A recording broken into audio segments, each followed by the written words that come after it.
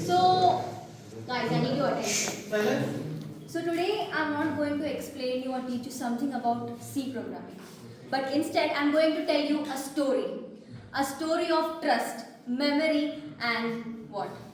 Yeah, story of trust and memory. So are you ready? So before we start, I have a question for you all. How many of you trust others very easily? I want a raise of hands. So you don't trust anyone? No, you can tell me, tell the truth. So you don't trust anyone? I mean, few of them may trust others easily, but don't worry. After listening to the story, you'll be like, you won't trust anyone easily. So next, do you know what a function is? Function? No problem, I'll tell you. So formally, the definition of function is like, a function is a block of code which performs a specific task. Okay, this is what you have to write it in the test. But to make it easy for you, to make you understand, I'll give an example. So the example is like, you are in a problem. You want help. So what you do is, you go to your friend. You give them the information. What is your problem? What help do you want? You go and tell them. You give them data, information. So they go somewhere, they perform all the tasks and sometimes they may return with a result. Okay? So basically, here the main question is, so you are asking help from your friend. So when asking help, are you giving your friend original data or the copy of your data? Now you'll get to know from this. Okay? Did you understand what a function is?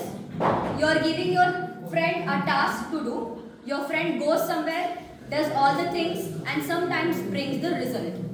Understood? Okay. Now as I told, I am going to tell you a story.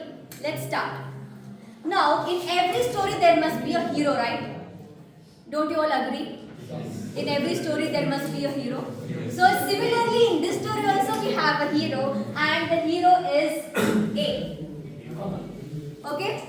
Who is the hero? A is the hero. And the value of A is 10. Now the personality. Let's see what's the personality of A. So basically A is introvert. It wants a peaceful life and it doesn't want any drama. And also it doesn't want to be changed. How it is, he doesn't want to change. Okay? He's against changes. He doesn't agree changes. But here in the story comes function 1. So let's assume this as function 1. The first thing, this is function 1. It comes and it asks A, hey A, how are you? Well, do you want to come inside me? That is, do you want to come here in the function, join in the function? A listens to this and thinks, okay, you're asking me to join inside the function. But wait, I don't trust you. You've hurted me before. Again, function 1 says, hey A, I'm not like that. I'm a very good person. Please trust me and come inside the function, join inside the function. But A doesn't agree because he has some past bad experiences. And in that scenario enters C program. Who enters? C program. Yeah. Now C says, hey, function, why are you begging A? You want a value, right? I'll give you the copy of A. So now what?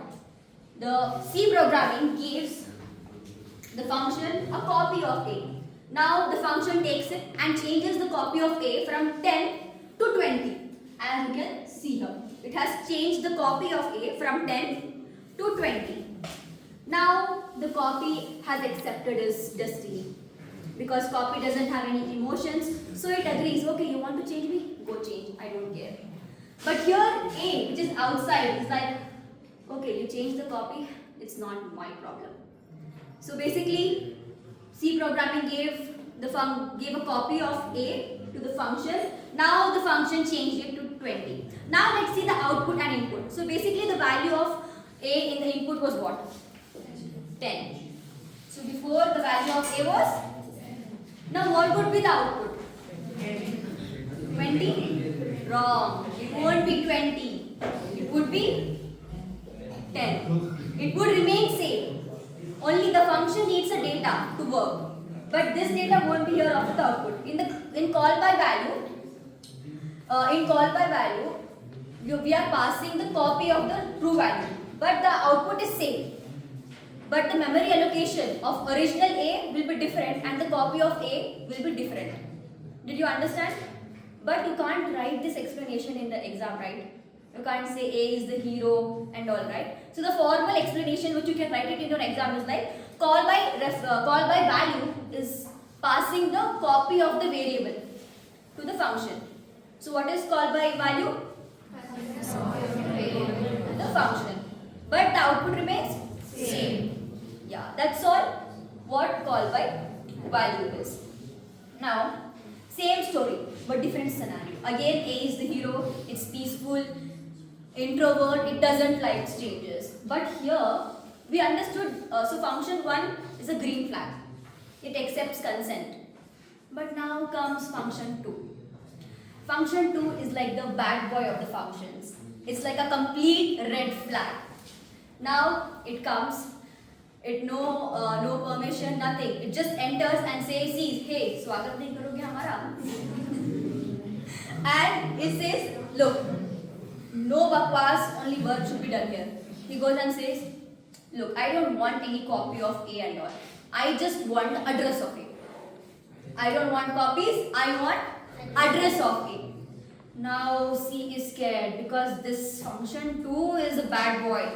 He's a red flag, right? So getting scared, what the C does is like, okay sir, you take the address of A.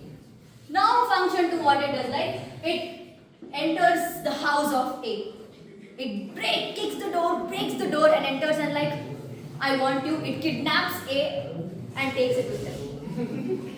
Now, that innocent hero A is like traumatized. Hey, who gave you my address? It's feeling betrayed because it trusted C programming.